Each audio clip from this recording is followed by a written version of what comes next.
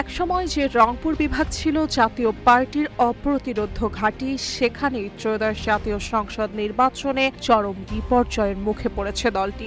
রংপুর বিভাগের ৩৩টি আসনের একটিতেও জয় পায়নি জাতীয় পার্টি।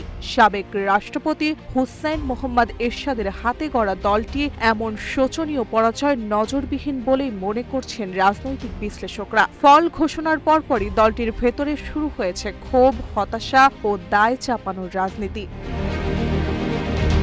নির্বাচনে ২০০ আসনে প্রার্থী দিলেও জাতীয় পার্টির শীর্ষ নেতৃত্বেই ভোটের মাঠে চরমভাবে ব্যর্থ হয়েছে।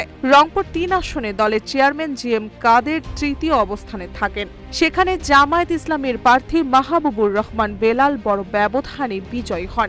জাতীয় পার্টির মহাসচিব শামীম হায়দার পাটোয়ারীও গাইবান্ধার ২টি আসনে প্রতিদ্বন্দ্বিতা করে পরাজিত হন। দলীয় নেতাদের অভিযোগ, অন্তর্বর্তী সরকার পরিকল্পিতভাবে জাতীয় পার্টিকে কোণঠাসা করেছে। ভবিষ্যৎ হোক নিরাপদ, বিনিয়োগ হোক বিশ্বস্ত, আর আমার পছন্দ সল্ট বে। ওয়েলকাম টু সল্ট বে। তাদের দাবি, নির্বাচনের আগে কিছু এনজিও ও আর্থিক প্রতিষ্ঠান দরিদ্র জনগোষ্ঠীকে আর্থিক সহায়তার মাধ্যমে ভোটে প্রভাবিত করেছে। তবে তৃণমূল নেতাকর্মীদের বক্তব্য আরও কঠোর। তাদের মতে, দীর্ঘদিন আওয়ামী লীগের ছায়ায় রাজনীতি করে জাতীয় পার্টি নিজস্বতা হারিয়েছে। নেতা নির্ভর রাজনীতি, মনোনয়ন বাণিজ্য এবং ত্যাগী নেতাকর্মীদের উপেক্ষাই আজকের এই ভরাডুবির মূল কারণ। এছাড়া দলটির গ্রুপিংয়ের কারণে এমন পরাজয় মনে করছেন রাজনৈতিক সচেতনরা।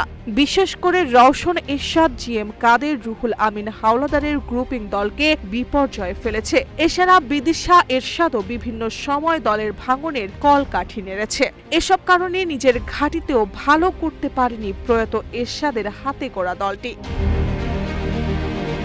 রাজনৈতিক বিশ্লেষকরা বলছেন, জনগণের সঙ্গে সংযোগ হারিয়ে জাতীয় পার্টি এখন অস্তিত্ব সংকটে। রংপুরের দুর্গ হারানো একটি নির্বাচনী পরাজয় নয়, বরং দলটির দীর্ঘদিনের রাজনৈতিক ভুল সিদ্ধান্তের চূড়ান্ত পরিণতি। এখন প্রশ্ন একটাই, এই বিপর্যয় থেকে শিক্ষা নিয়ে কি জাতীয় পার্টি ঘুরে দাঁড়াতে পারবে, নাকি ইতিহাসের পাতায় আরো পিছিয়ে পড়বে?